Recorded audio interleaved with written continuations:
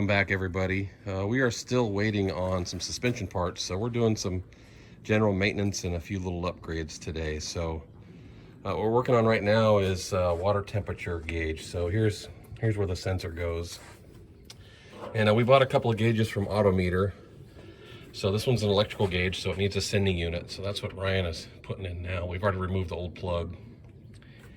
And so we're dropping that in. That's the adapter for the sending unit. And then this is the sending unit. So this is what's going to send the electrical signal to the gauge. And then hopefully we'll have water temp. It's running fine. It's not overheating, but it'd be nice to know what our actual temp is. The other way, dude. Pull it up tight. Yeah.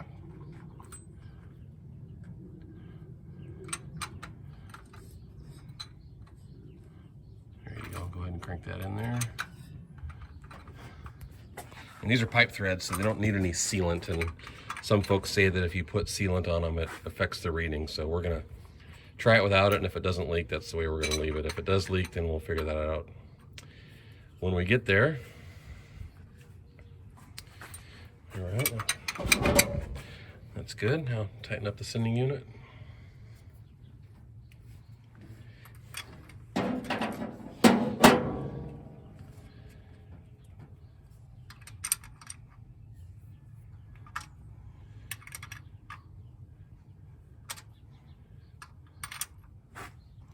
That's done.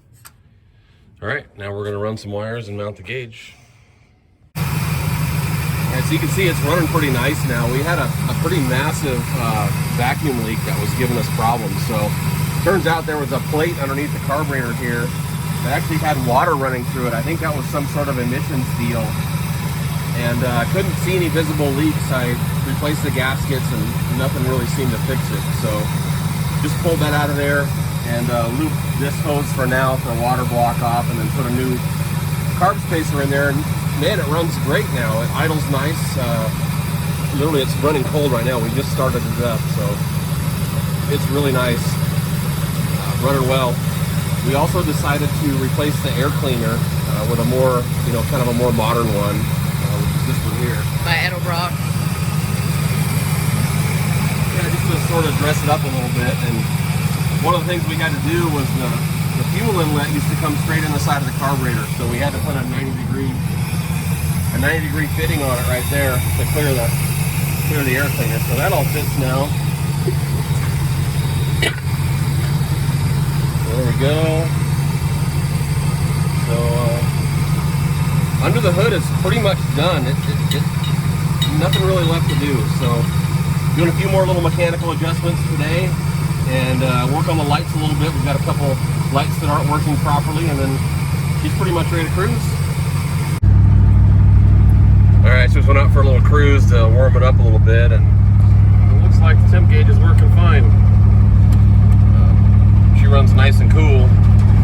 We really haven't driven it that far to get it warmed up yet, so just wanted to make sure that we had it wired correctly, and it looks like we do. So I guess we go put the fuel gauge in now. All right, here we are underneath.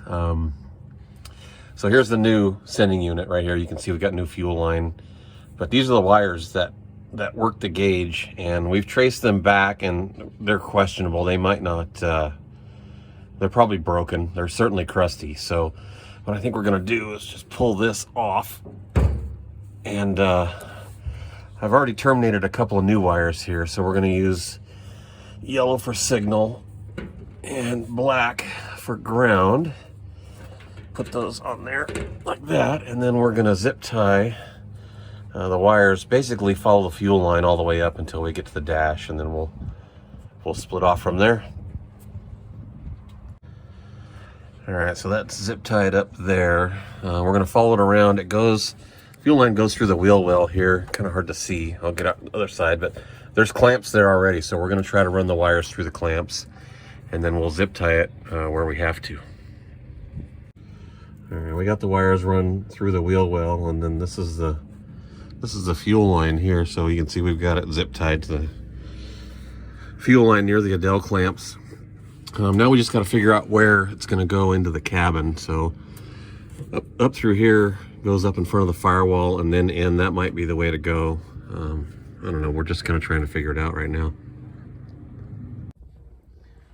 All right, so we ran the cinder unit wires up through the firewall, and I grounded one to the firewall and then sent this one through. So this is the one that's actually going to read the fuel high and fuel low. I've pre-wired the gauge, so this is power to the gauge, and this is ground to the gauge, and the sending unit is going to go right here to this yellow one. It's also got a light in here that illuminates the face, so I've just wired the light into the positive and negative here so they get the same power when the switch comes on. And then I'm into the fuse box for power with the temp gauge, so I'm just going to splice this one into the same positive there, and then I'll use the same ground I used for the water temp as well. So just a couple more connections and we'll have it all installed.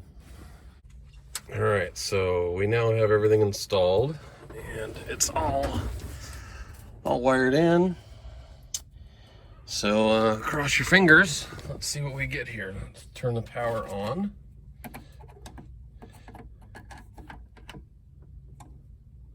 Oh, look at that, it works.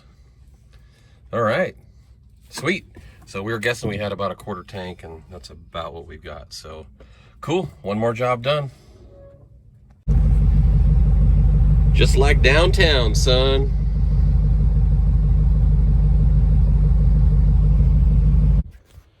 So all the lights work except for the running lights. So we have brake lights, we have signals, but no lights when the headlights are on. So pulled the sockets out, and I've already pulled the bulb out of here, but the bulbs were actually broken. I'm surprised that any light worked at all. So we just went and grabbed some new tail lights. We're gonna throw those in right now and see if that fixes it. All right, new bulbs are in. I didn't realize it when I bought these. These are a brighter white, which I didn't intend to get that, but they're a little blue tint, but I think they'll be fine. So let's snap this one in there. Let's see here.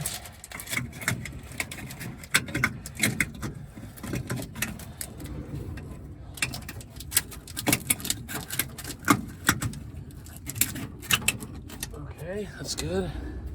All right, let's do the other side. Connect the...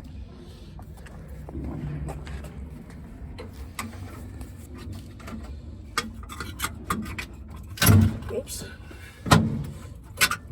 Okay. All right, go. All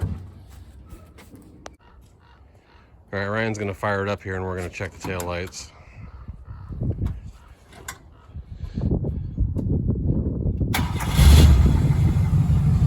All right, turn the lights on. Hit the brakes. Okay, the brake lights work, but I don't think the running lights are working. So I guess that's not the bulb. Turn the lights off. All right, we got no tail lights still. All right, more troubleshooting. Now we're cruising in Old Danny. Got the new temp gauge in and the fuel gauge in. Everything's working good.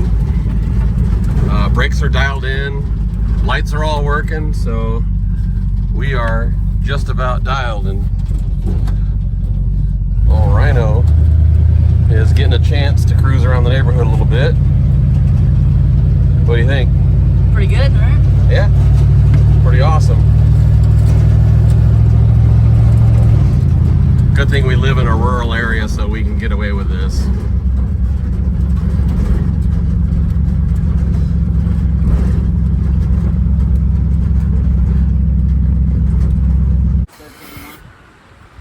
All right, time for a new grill. Remember from the first episode, this one's missing this piece right there. Thought about just getting a new piece and patching it in. The rest of the grill is in pretty good shape. But it turns out I actually found a new one online. Well, not new to us. So here's a new one. I just spent a few minutes with some steel wool and cleaned up pretty nice. The only thing I want to try to do is it's got a little bit of a ding in it right here. So I'm going to try to straighten that out. Otherwise, this one's in really nice shape. So Ryan's starting to pull it out, and we're going to put it in. So I had to pull the headlight buckets off to get the grill out, so we figured we might as well clean these up a little bit. So I think we're going to try to clean up the chrome bezel and then maybe paint the centers. We'll see how that turns out. New grill is in. Ryan has put the last couple of bolts in. We actually had to break one to get it off, way down in there. But, oh well, is what it is. It was rusty and ugly. So, looks pretty nice. We'll hit it with some more steel wool and polish it up a little bit more, but for right now, that looks pretty good. We polished up the headlight bezels. They actually turned out pretty good. And then we're gonna paint the surrounds too, so we'll show you those all done here in a little bit.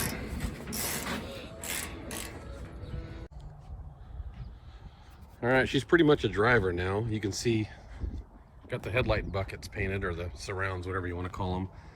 Just did simple rattle can black on that, but that cleaned up the bumper a little bit, put the new grille in. It actually looks pretty good. So starting to look like a respectable car a little bit. Still waiting on suspension parts. I've gotten some of them. We've got the rear control arms for the rear end, but still waiting on sway bars, upper and lower control arms, and a few other little tidbits. So that's it for now. Thanks for watching, and hopefully we're putting some cool go fast parts on next video. Got another secret in the garage that we'll show you too. See ya.